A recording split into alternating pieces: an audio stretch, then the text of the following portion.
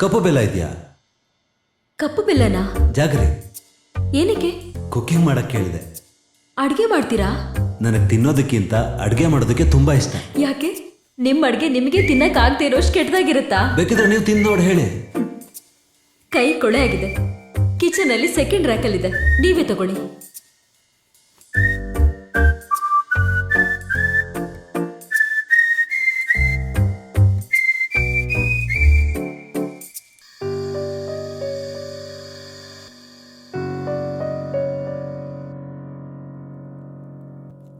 Hello hello, bedroom ಅಲ್ಲಿದ್ದೀನಿ.